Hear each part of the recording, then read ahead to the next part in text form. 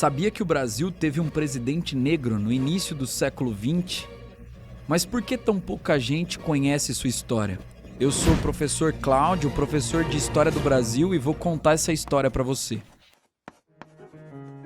Hoje vamos falar sobre Nilo Peçanha, um homem que quebrou barreiras ao se tornar presidente do Brasil em 1909, mas que foi sistematicamente apagado da história oficial. Sua vida foi cheia de episódios marcantes, desde a infância pobre até os jogos de poder nos bastidores da República Velha. O Brasil estava em plena transformação.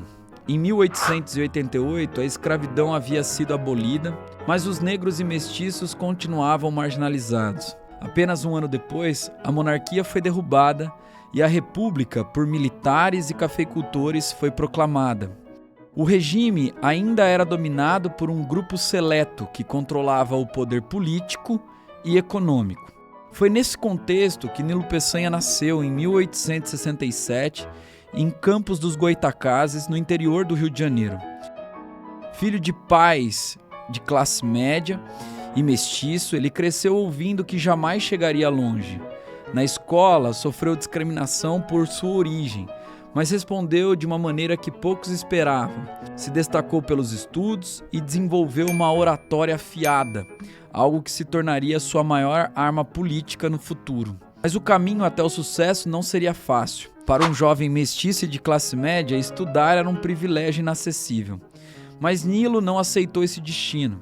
Determinado a se formar em Direito, embarcou em um navio rumo a Recife, onde conseguiu ingressar na Faculdade de Direito de Pernambuco.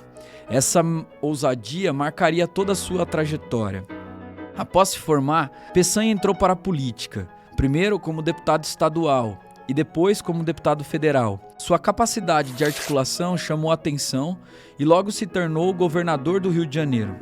Em 1906, foi eleito vice-presidente da República na chapa de Afonso Pena, mas havia um detalhe importante. Ele não era bem-vindo pela elite paulista e mineira que dominavam a política nacional. Há um episódio revelador desse período. Em um jantar político, um importante senador paulista fez um comentário maldoso. Esse mestiço não deveria estar aqui. Nilo Peçanha, com sua inteligência afiada, não perdeu a chance de responder: se a república é para todos, minha presença aqui incomoda quem? Essa era a realidade da política brasileira.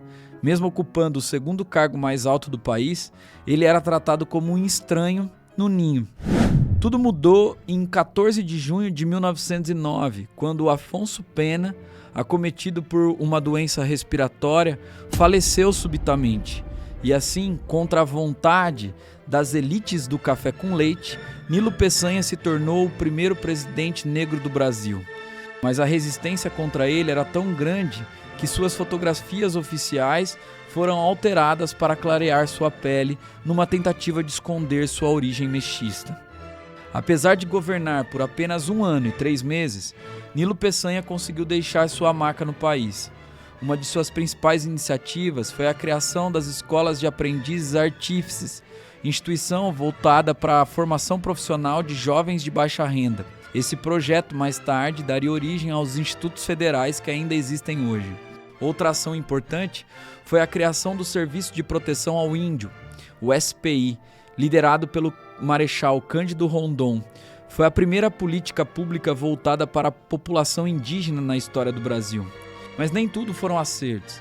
Seu governo enfrentou duras críticas da oposição e a eleição presidencial de 1910 foi uma das mais sujas da história da República Velha. Peçanha apoiou candidatos que não estavam muito alinhados com os interesses das elites. A campanha foi brutal, com ameaças de golpe, ataques racistas contra Nilo Peçanha. Ele foi chamado de incompetente, mestiço sem berço e até acusado de querer africanizar o Brasil. No fim, Hermes da Fonseca venceu e Nilo Peçanha acabou sendo deixado de escanteio na história. Depois de deixar a presidência, Nilo Peçanha tentou voltar ao poder, mas sempre esbarrava na oposição das oligarquias. Em 1921, fez uma última tentativa de ser eleito presidente, mas foi derrotado. No ano seguinte, faleceu de um ataque cardíaco aos 55 anos. Seu velório foi simples, sem grandes homenagens, diferentemente de outros ex-presidentes. Não há monumentos ou estátuas em sua honra. e seu nome foi esquecido nos livros escolares. Ao longo dos anos, sua trajetória foi sendo apagada, principalmente por conta de seu passado mestiço e sua resistência ao domínio da elite política.